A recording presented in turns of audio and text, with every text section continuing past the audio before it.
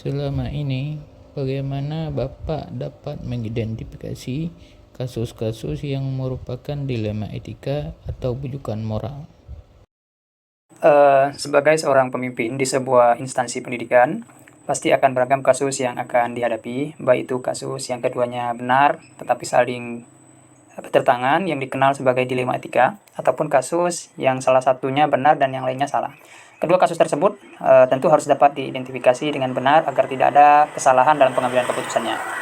Kemudian cara saya untuk mengidentifikasi yang mana dari kedua kasus tersebut adalah dengan yang mana yang benar dari kedua kasus tersebut adalah dengan memahami masing-masing kasus itu. Tentu saja untuk memahami kasus-kasus tersebut saya harus berkomunikasi dengan pihak-pihak yang terlibat. Setelah permasalahan sudah dipahami, maka saya perlu melakukan beberapa hal untuk bisa memetakan apakah kasus tersebut merupakan bujukan moral atau dilema etika. Kemudian daftar pertanyaan identifikasi kasus. Syarat sebuah kasus merupakan dilema etika jika kedua masalah yang berbenturan tersebut tidak melanggar hukum dan serta norma-norma yang berlaku atau menimbulkan ketidaknyamanan sosial. Jika kasus yang diidentifikasi lolos dari syarat-syarat tersebut, maka dipastikan itu adalah kasus dilema etika, dan sebaliknya, jika syarat-syarat di atas tidak terpenuhi, maka itu adalah kasus bujukan moral. Seperti itu. Selama ini, bagaimana Bapak menjalankan pengambilan keputusan di sekolah, terutama untuk kasus-kasus di mana ada dua kepentingan yang sama benar atau sama-sama mengandung nilai kebajikan? Untuk kasus dilema etika, saya akan mempertimbangkan kedua hal yang sama-sama benar tersebut membentuk faktor apa atau pihak mana. Apakah kepentingan perorangan atau banyak orang mengandung nilai-nilai kebenaran atau kesetiaan, rasa adil atau belas kasihan, ataukah berdampak untuk saat ini atau seterusnya. Langkah-langkah atau prosedur seperti apa yang bisa Bapak lakukan selama ini? Suara hati dan nalar harus sejalan untuk memilih kebenaran yang paling kecil mudaratnya dan besar manfaatnya. Tentu dengan mempertimbangkan kepentingan peserta didik. Jika kasus itu berhubungan dengan peserta didik berdasarkan pada prinsip berpikir berbasis hasil akhir, berpikir berbasis peraturan, dan berpikir berbasis rasa peduli. Tahap berikutnya, lakukan investigasi dengan memeriksa kembali fakta-fakta dan temukan peluang, lalu buatlah keputusan. Lalu keputusan ditinjau kembali hingga keyakinan kebenaran itu ada, dan insya Allah dalam bimbingan ilahi keputusan yang Anda ambil adalah keputusan yang bertanggung jawab. Seperti itu. Hal-hal apa saja yang selama ini Bapak anggap efektif dalam pengambilan keputusan pada kasus-kasus dilema etika?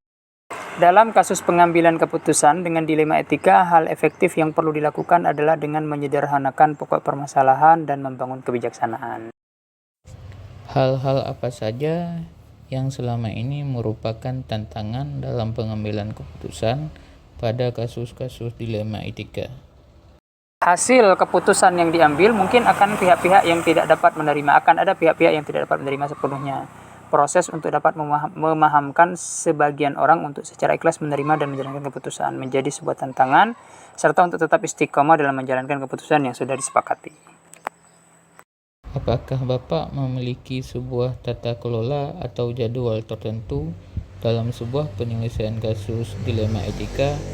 Apakah Bapak langsung menyelesaikan di tempat atau memiliki sebuah jadwal yang untuk menyelesaikannya? Bentuk atau prosedur seperti apa yang Bapak akan jalankan?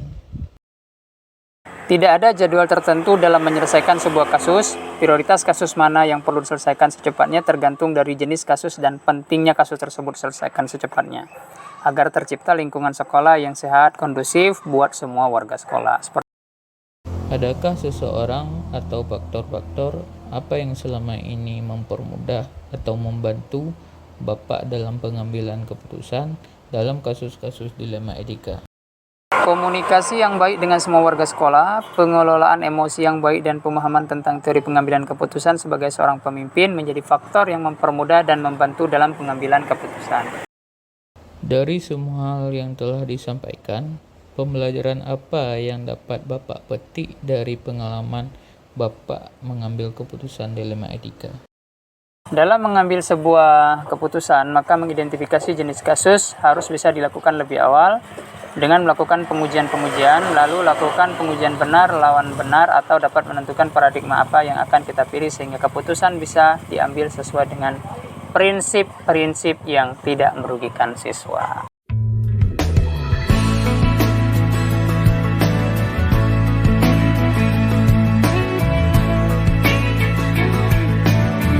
Tanah airku Indonesia.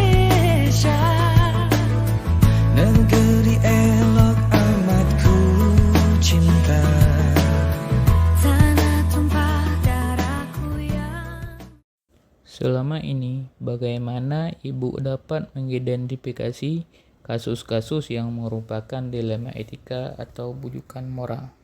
Kasus dilema etika biasanya cenderung muncul karena adanya kepentingan yang tidak sama di antara unsur-unsur yang ada di sekolah, yang kemudian menjadi isu dan bahan diskusi serta pembicaraan di antara unsur sekolah. Kemudian, hal tersebut menjadi bahan dan referensi untuk dibicarakan di tingkat sekolah atau disampaikan ke kepala sekolah. Saya dalam menyikapi hal tersebut akan melakukan klarifikasi dan konfirmasi terhadap pihak-pihak yang teridentifikasi untuk dimintai keterangan dan pendapat terhadap apa yang menjadi permasalahan, dengan asumsi bahwa permasalahan pasti akan bisa diselesaikan hanya dengan komunikasi dan koordinasi. Kemudian akan diputuskan dengan mempertimbangkan, meminimalisir potensi negatif keputusan, dan memaksimalkan potensi positif dari keputusan.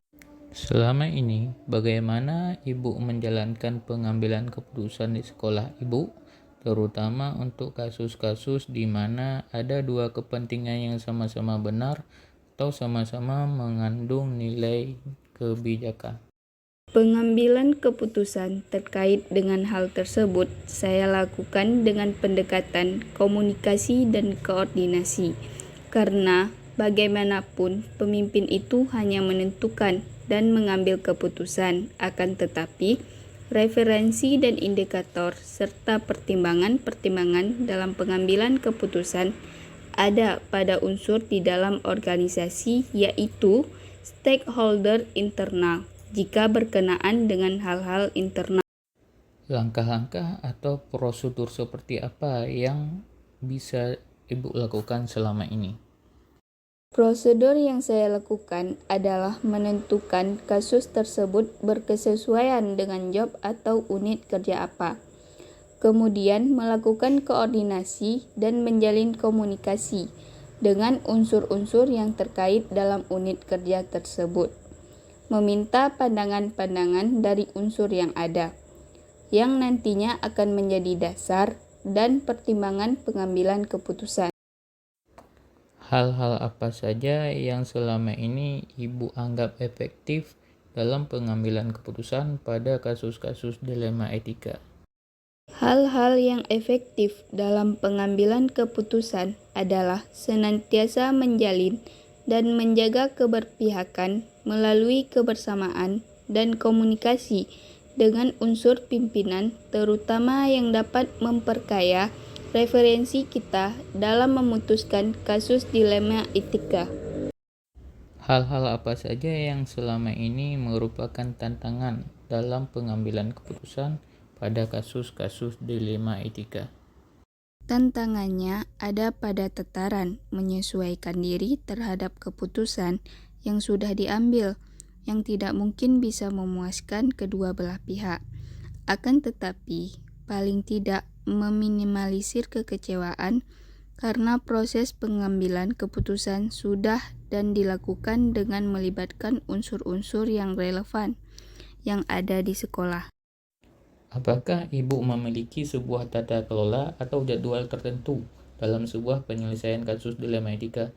Apakah Ibu langsung menyelesaikan di tempat atau memiliki sebuah jadwal untuk menyelesaikannya?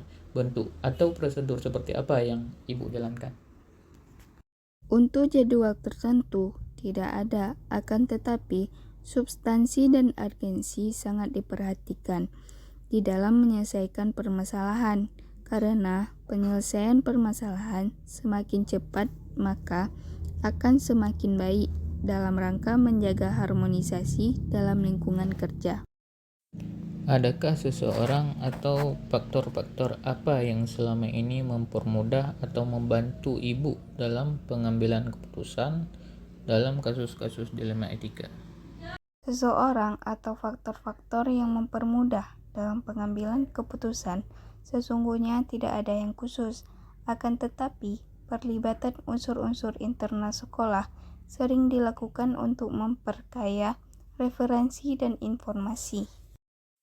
Dari semua hal yang telah disampaikan, pembelajaran apa yang dapat Ibu petik dari pengalaman Ibu mengambil keputusan dilema etika? Pembelajaran yang bisa saya ambil dari pengalaman ini ada dua hal, yaitu yang pertama, memahami konteks permasalahan.